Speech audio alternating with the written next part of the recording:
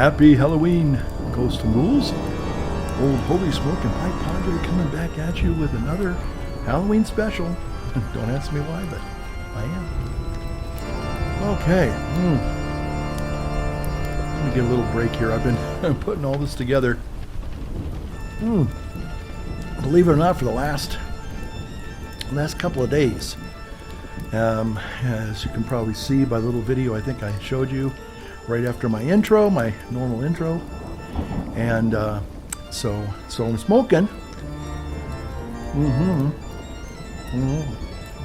The Robert Burns Macaulay freehand. I call this my Halloweeny pipe for so many reasons. It's just a beautiful old gnarled piece of briar, but it is just such a Halloween type of a pipe. It really is.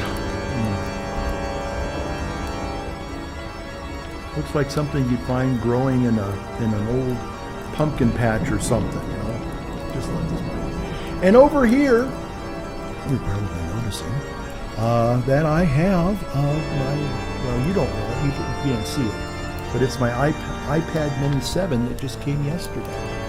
So I'm using it tonight for the very first time, and I'm really excited about that. Also, pulled out the old Shure SM7B mics here. Somebody kind of got a little irritated, I guess. They kind of said that the audio quality just wasn't good. I guess they like stereo quality for some reason, and I don't know.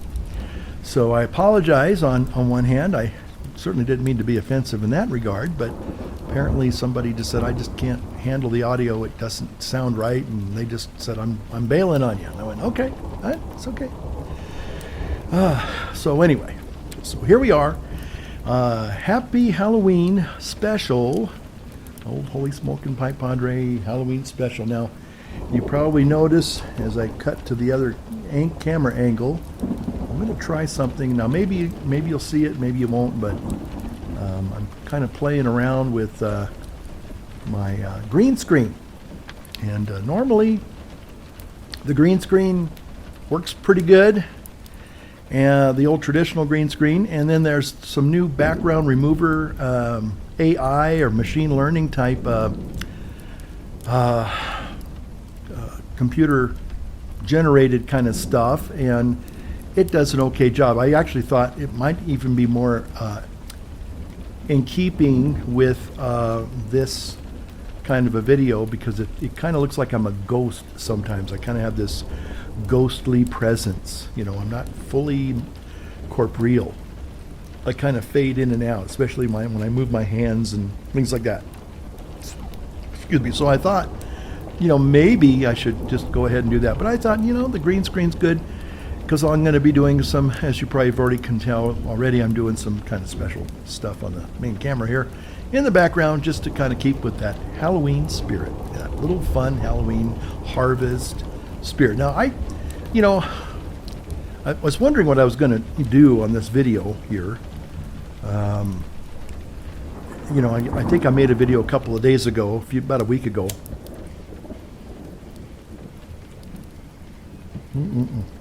And just talking about, I think, the upcoming election. Ooh, did you see those sparks, Pipe Pals?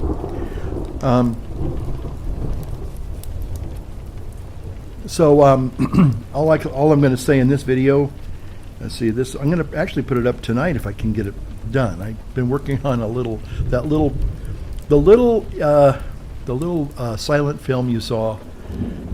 Spent a couple of days playing around with that, and I had a lot of fun doing it. But it was a lot of work. But gave me a chance. I haven't had a chance to really do that kind of deep, creative kind of fun stuff. Now some of you who, I think there's a few of you out there that actually went to film school, and you actually worked in the biz, the film industry biz. So probably you're like going, man, that's terrible. That video effect didn't work at all. Or what does he think he's doing? That was terrible. And I'm not claiming it's going to win an Emmy or certainly an Academy Award, but it's just creative outlet. Sometimes whatever job you have. I was just talking to my dentist today, Talk about trick or treat. Oh my gosh, my older teeth, they just keep breaking. And I think about 10, 12 years ago, no, actually been about 10 years, I had a lot of amalgam, mercury fillings. And after I would kind of lost a lot of weight and, kind of got into shape and all that good stuff, a couple people had kind of said, hey, do you have mercury fillings? You might think about having them removed. And I did. I had them removed. Now, at the time, that was kind of it was kind of something new, just like a lot of the AI stuff and the computer stuff, and a lot of this stuff is all kind of like brand new, and so people kind of step up and they kind of like, okay, well, we can do this for you and whatever, but then it doesn't really hold up. Now those doggone mercury fillings, I think that I don't know if they actually designed them that way, but they pretty much would, they would follow you to the grave, basically. Now, for a lot of us, myself included, that trip to the grave might have been a little bit shorter because the mercury poisoning. And I got to tell you, I had a lot of, to just be honest with you, I'm just much better without those mercury fillings in my head. But the new composites that they were, backfilling them with, they really didn't hold up. Now, part of it is that I still would, bite down on popcorn kernels and chew ice and crazy stuff like that. So my dentist was telling me that, even his dad told him, his dad was a dentist, my dentist's dad was a dentist. And he just said that, my dad used to just shake his head and said, chewing ice and all the stuff that you do with your teeth, you will pay a price someday. And then he found out, probably in his early 30s, that his dad was right. And he says, I'll never chew ice again, and I've been very careful what I eat. So, yeah, I've chipped my old man teeth here, and so kind of like this is my yearly checkup, and usually there's always a little trick, not a treat, maybe because I've been eating too many treats, but he'll say, you got a crack there, you're going to have to fix that, and it's like always kind of expensive, so... But anyway, my dentist was saying, today we were just talking about life in general, and he just said, sometimes, he likes to do the waterboarding thing. He goes out to the lake, and I think they could call it sailboarding or whatever it is, the wind, anyway. And he does that. He's been in that sport now probably for 20 years, I guess, maybe. And he just says, I got to get away, I mean, it just, the stress and the constant grind of, the office, it just sometimes it's just nice to get away. And I have to admit that that's true. It's just that my getting away doesn't mean getting away physically sometimes. It just means putting myself in a completely different mindset. And for me, it's a creative thing. When I was a little boy, my creative outlet was building, I think I've shared this before, building model ships and model tanks and model airplanes and even model cars from time to time.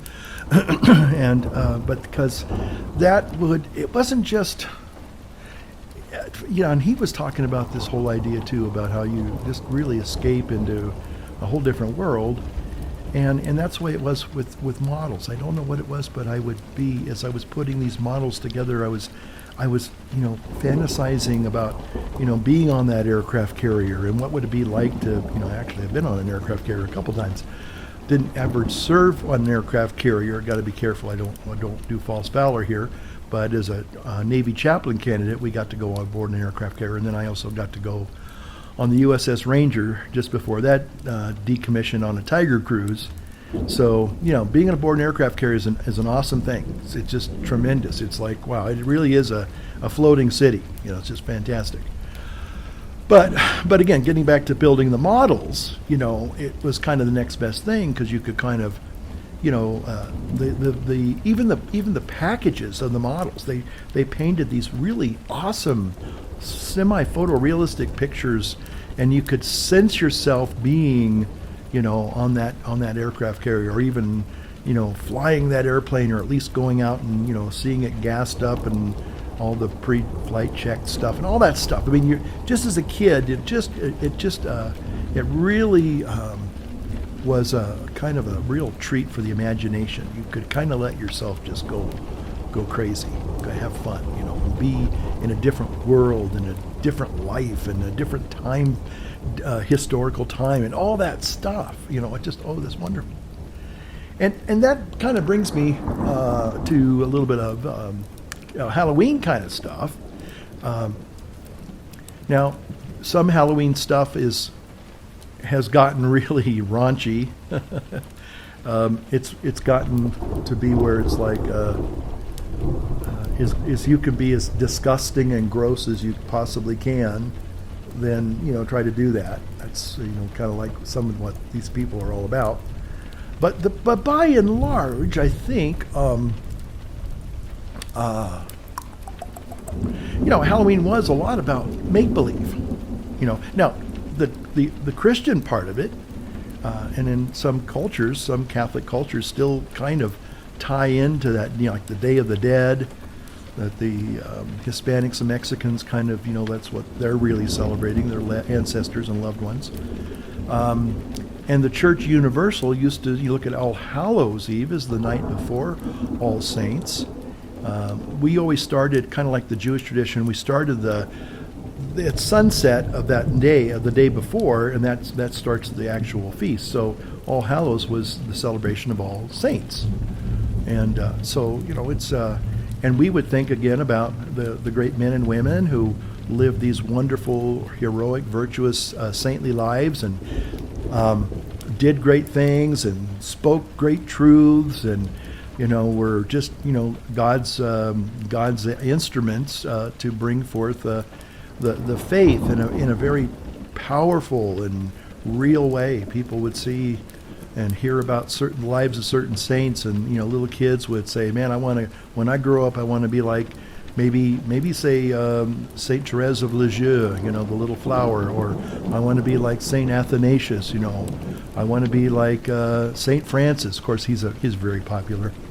But anyway, so that's what kind of what I celebrate. I don't quote unquote celebrate, the horror aspect. Although I would be lying to say I don't every now and then watch, I think a rerun. Was it a rerun or a replay of is it Friday the 13th? Or I always get Jason and Michael mixed up. They're the same kind of, the boogeyman kind of thing, and those are kind of creepy and scary. And then some of them just go really, really deep into the occult and really, really nasty stuff. There is a really good, or at least I thought it was good, and I haven't seen it in a while. I might even play it tonight now that I'm thinking about it. The Exorcism of Emily Rose, I think it is. That was a tremendously awesome film. The reason why I like that film so much, again, I'm the kind of guy who really likes a good story, okay? A good story. Great dialogue. Great screenplay. Man, if I find a couple, and there's a couple of them that I love, and to be sure, I think Anatomy of a Murder, it's in keeping with the season, okay? Anatomy of a Murder, with Jimmy Stewart, and then who else? Eve Arden, I think, is in that, and then they have just a lot of great. Oh, and George C. Scott, Patton, in his younger years. Handsome guy, ruggedly handsome guy. But that film, the dialogue in that film is just, I think, some of the best writing you're ever going to enjoy. Of course, I like. Well, it's not a Halloween film. It's going to be, we're kind of, Halloween kicks off the holiday season. I think most of us would agree with that. And so, It's a Wonderful Life. That's got great dialogue. That's got a lot of stuff. But this movie called The Exorcism of Emily Rose, that was a really well written, I think, screenplay. And so, it has a little bit of the occult, the exorcism thing. It's creepy, I think, in the beginning, but it's not like overly sensational, gratuitous, what do they call that? explosive vomiting and nasty stuff, creepy stuff like that. Volatile, whatever, that kind of stuff. It doesn't do that, so thanks be to God. Projectile, I guess they call it projectile, yeah, whatever. You know where I'm going. You know where I'm going with that. Anyway, so let's get over that bridge. But anyway, but once it gets into the courtroom drama, I guess I really like courtroom dramas. The Verdict with Paul Newman. That's another good one. It also involves Catholics to some extent too. But again, great dialogue, great screenwriting. That's what I love, because it's almost like it's real. It's almost like you're there with them. I was watching another movie the other night, and I kind of said, the reason why I think I like this is because you feel like you're really in this movie. It's one of those kind of movies. And not every movie's like that. Most movies are, I hate to say it, if you're really, now again, I'm not here to trash Marvel, I'm not here to trash DC, the comics and the great, sci-fi movies. But for the most part, it's all sci-fi, it's all CGI type stuff, all, computer stuff. And, sometimes it can be like, wow, how did they do that, But after a while, again, even George Lucas said a special effect by itself is a boring thing. It's not, if it doesn't tell or help to tell the story, I don't care how amazing your special effect is, at the end of the day, it's just a special effect. And everybody knows that it's just generated by computers. And although that's kind of be awesome, most of us are kind of over the being, wow, look at that, Again, if it ties in with the story, then yeah, it's going to be amazing. It'll really enhance that story. Good story, good dialogue. Good art, good character development. I think we've been here before, obviously, but still, I just really gotta say, I really like, the Exorcism of Emily Rose, and it's just it's a wonderful. Well, I'd say it's a wonderful life. It's a wonderful exorcism. Hold on a second, I gotta relight my pipe.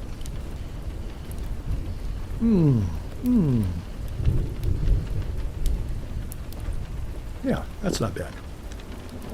Okay. Watch it. They're sneaking up on me. Okay, so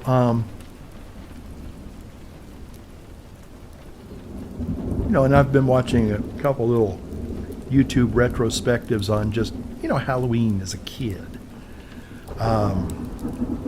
and I just remember it was a magical time.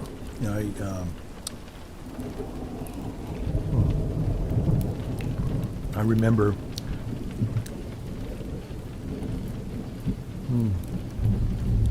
Good old Salem's Black. In the black can. Oops, sorry about that. I remember one Halloween. Why?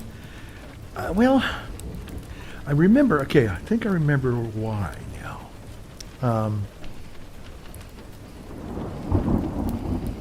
My mom was asked to go for maybe like a week to help a lady who I think was having a baby or had just had a baby. And my aunt lived downstairs. We had this duplex, so she was downstairs, we were upstairs. So it was sort of like, okay, me and my little sister, we were like maybe 8 or 9, or I think I was 8, maybe she was 6. So we weren't going to be like alone because my aunt was right there. So she was watching us, and my mom would help this lady who I think had just had a baby. And but I remember when she came home, because it was one of those times when you're a little kid and either you go away, like the summer camp kind of thing. Well, this is where my mom went away. It was kind of very obvious. It was very different. But I just remember when she came back, she brought us these little gifts and treats. And it was just right around Halloween. And I remember she gave me a Frankenstein mask. Not the one that I wore last year, my last year's Halloween special, extravaganza. But this was just a little face, the front face shield kind of Halloween mask. And I loved that mask. I thought it was great. I was trying to find some pictures of that mask on YouTube, or was it, just Google search it. And I think I found one or two that was kind of close, but I don't remember, because I remember that one really was, to me, I thought it was awesome because it looked so real. To me, I mean, as a kid, you never know. So I don't know, maybe over the years I kind of made it more realistic in my memory than it really was. But anyway, there was one that's kind of like this, maybe put it up here if I can find it. And so, yeah, that was, but I just thought that was so special. And, it was, my mom came back, and it was one of those home, she says, home, you're home, that type of thing. And so I just remembered that was kind of a special Halloween, And I think a lot of people, oops, that might be a little too loud. I hope I didn't overmodulate there. Probably did. Sorry. But I just remember, everybody remembers, the trick-or-treating and all that stuff, the costumes and, the fun stuff. Again, I came home to my aunt, and I remember, because I remember, like I said, she was downstairs, and so my mom was still, I don't know if she was gone for a week and then she went away again. I can't remember, but I just remember being downstairs. It was kind of a rainy, it was the day after Halloween. It was all rainy. I think it was like a Sunday.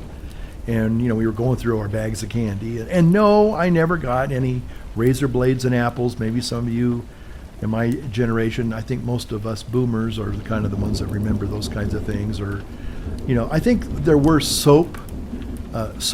People would take the little hard candies and maybe dip them in soap and then rewrap them. It wasn't going to kill you, but it would go, ugh, that'd make you sick. And it was a trick, I remember one year when I was in Elk Grove, and this is after I was obviously a grown up and a priest and everything. Somebody gave us this big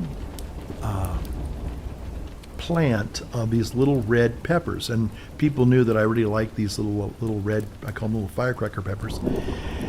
And I love them. And somebody had brought me, I think a couple people said, oh, he loves these peppers. And I did, but sometimes people will give you more than you can ever eat or, go through. And I remember one of it was like a big clump of them, and they all dried out. And they all kind of got these weird, gnarly looking, they looked like little fingers, but they were all dried up and desiccated. And so I had a big bowl of those, and I mixed them with the little candies that I was giving out. Now, I probably wouldn't do this now because I think somebody would think I was trying to poison them. All I wanted to do was it to be because it looks creepy. It just looks like ooh, what is that? Yuck!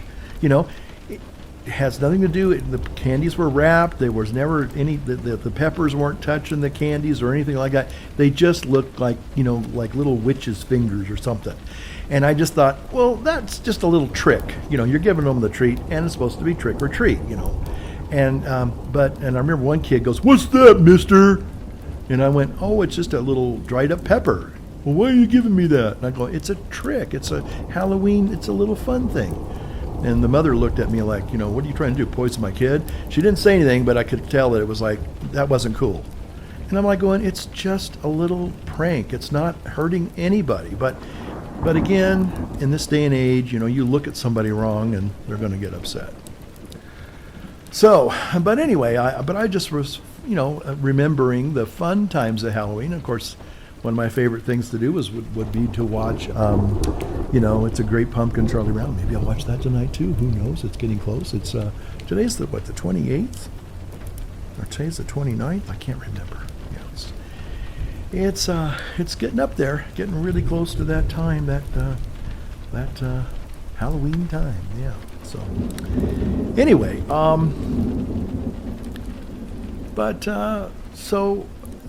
guess the Halloween season is kind of that season, at least for me, is kind of like a time when you can kind of indulge your creative side, I guess.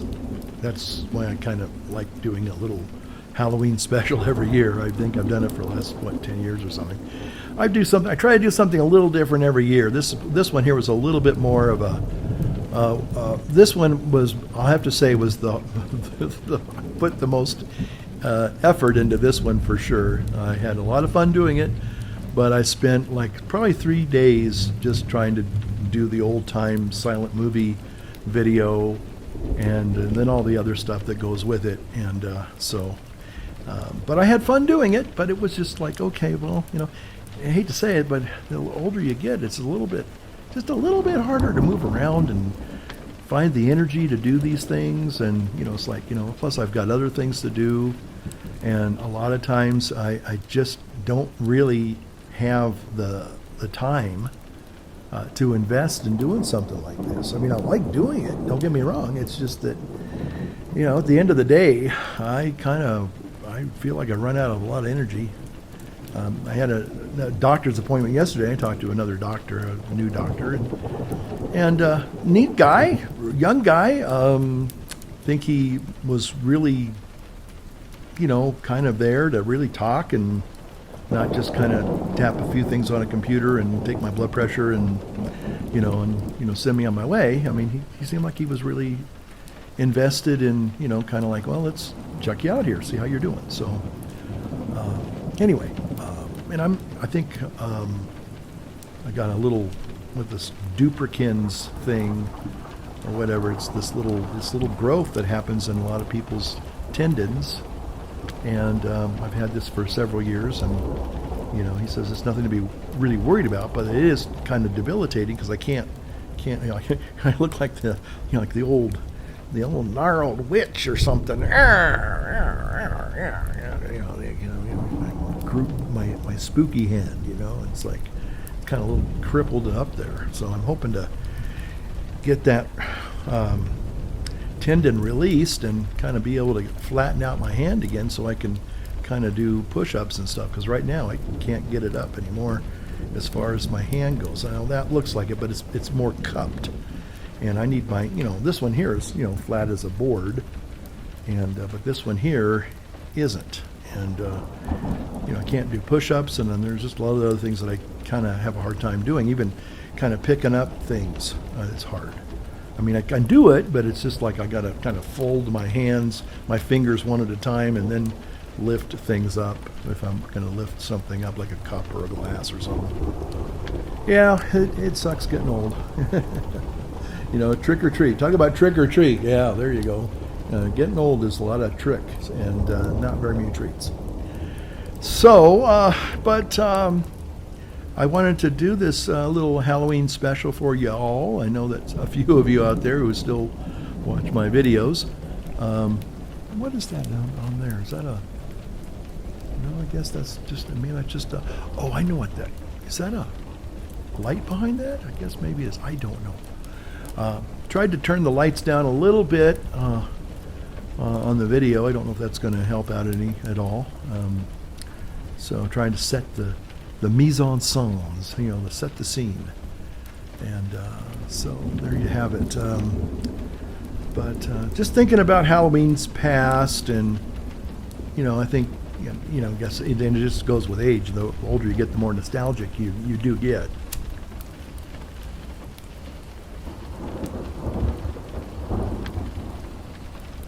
Oh, that's good. We had a wonderful couple when we were growing up. We just called them Grandma and Grandpa because they were probably older than I am right now. I mean, they were ancient, and but they were just lovely people, just absolutely lovely people, and they loved me and my sister and my mom. They just were. They couldn't be any nicer, and they lived right across the street. Actually, across the little creek. We had a little creek that ran through our little neighborhood. And so you go over to their house and trick or treat Halloween. And little grandma, we called her Grandma. Her name was Clara, but Clara Ely, Clara and Carl Ely, God love them. Anyway, and so she'd always come, and she had like this little, I think it was like a Casper the Ghost mask, or maybe it was a little white comic skeleton face mask. I can't remember, but it was one of those two. And she goes, "It's me, Grandma. Do you recognize me?" Because she'd go trick or treat. We knew, of course, we know it's you. But she would always think that was the I'm surprising you, aren't I? It was just wonderful. It's like, okay.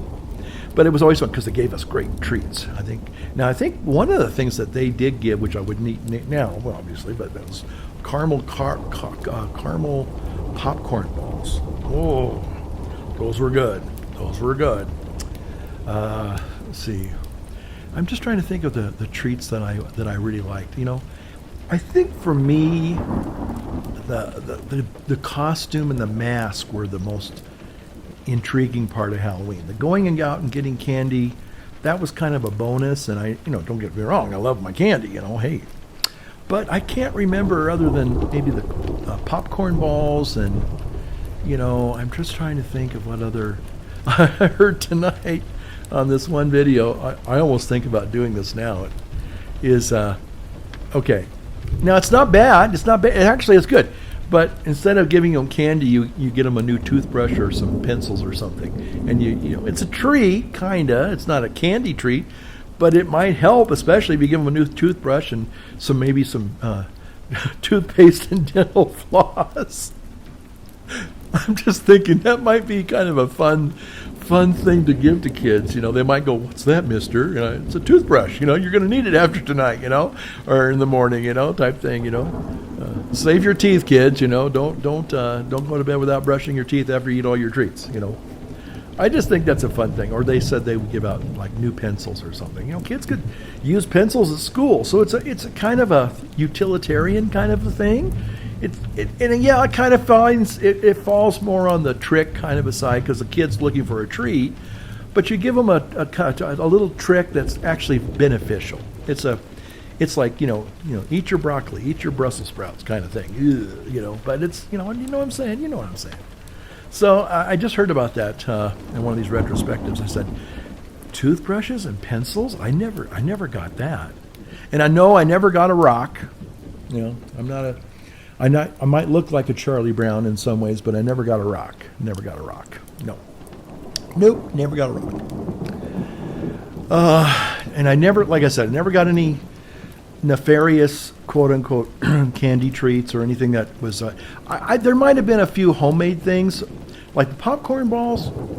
Hey, I'm all down for that. I'm there, But I think they might have had some homemade things like biscuits, like something that looked like more of a little cake, a homemade cake thing, and that didn't appeal to me. I probably threw those out. I was like, I'm not eating this, Not that I didn't, not that I was afraid that there would be some nefarious thing in the cake, but it was like, well, maybe it's kind of cold and old and moldy, maybe, and dried out, and I just pitch that.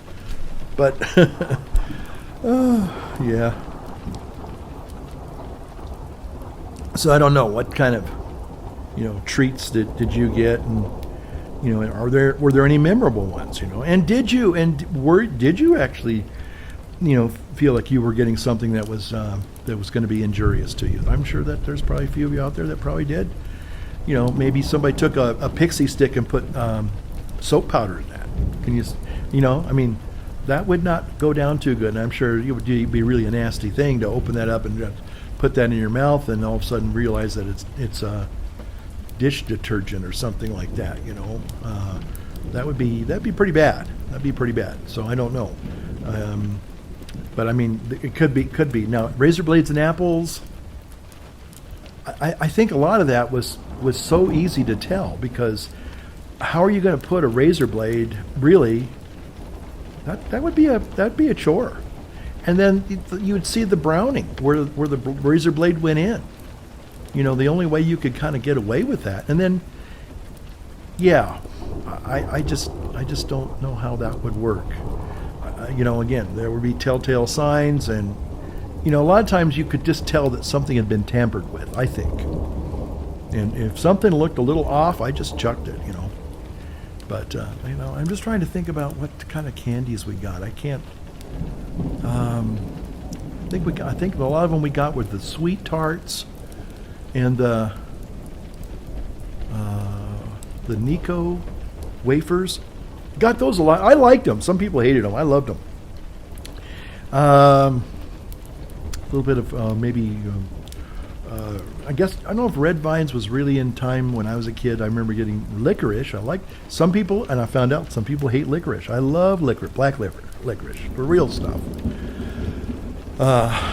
But I guess there's some people that just aren't licorice people. So, but anyway, so Halloween for me was really fun. And then I think later in high school years, basically Halloween I got more into the electronic stuff and the haunted house stuff. Really loved that and having fun doing that. And we were making whoa, and scary noises with little microphones and little speakers planted underneath steps and things like that, and scaring people that way and just having a lot of fun doing that. I mean nowadays that is really it's an industry. There's a video called American Scream or something like that. And it's about this guy who spends like 6 months of the year preparing for Halloween. And I mean, talk about somebody who's really got a lot of time on his hands. I don't know how he does it. He works a full-time job, or at least he did. This goes back 10 years now. But it's an interesting documentary, and it's fun in some ways. And then there are times that you feel like, what, guy, you're really probably overdoing it, maybe. But if he says he's having fun and enjoying it, hey, and I'm not going to stop him. But some of it got really a little bit super elaborate. It wasn't just him, but there was like 2 other people that were into this, making their house into a haunted house kind of thing. And, they had 2, I think it was a father and son team, and they were kind of like, Heckle and Jekyll. They were like comedy relief, and they were just, like these poor guys, But I mean, hey, at least they're having fun, Anyway, so, but that's kind of some Halloween reflections. And then I think later, like especially when I was going through college and stuff, and I kind of got into my kind of learning more about Catholicism, it kind of took more of a religious, spiritual turn. And I remember just being entranced and enchanted and, enamored with Gregorian chant, everything Gregorian chant, and monks and everything, to me that was better than anything, and I just thought that was great. So Halloween kind of, for me, it was more like, just, kind of like going back to the past, Catholic past, and kind of celebrating again the great mystery of the saints and what it would be like in those medieval cathedrals and all that kind of stuff. Just like that. Wow, that would be cool. So anyway, like I said, Halloween kind of changed over the years, and I know that the secular Halloween has just really turned into just an occult fest and a kind of an erotic fest. You got all these other slants on Halloween, and then there's the historical things that are also intriguing. Again, kind of like Nosferatu, and Frankenstein. Now interesting, two kind of interesting different perspectives, but they all are talking about immortality. But they're all the dark side of immortality, but they're like the reverse of what the Christian belief of immortality and eternal life is, and you're supposed to see Dracula not as some suave, sexy, awesome dude, but a poor soul who's damned. It's like, well, that's not. I don't want to be you, And then Frankenstein's just a collection of literally, and he's just a rotting corpse that has been temporarily brought to some type of animation. And but he's a walking corpse, basically, and it's like, buddy, it ain't gonna end well for you, and so that's the other story, is that man really is not God, but tell that to Mary Shelley, Okay, well, I think guys and ghouls, I've kind of spent most of the early evening, late afternoon, early evening, making this little video, and I'll put it all together hopefully tonight and upload it tonight maybe. Children of the night, what beautiful music they make. Happy Halloween. See you next time. And if you're a little bit afraid of the dark, all you need to do is light up your world and light up your pipe.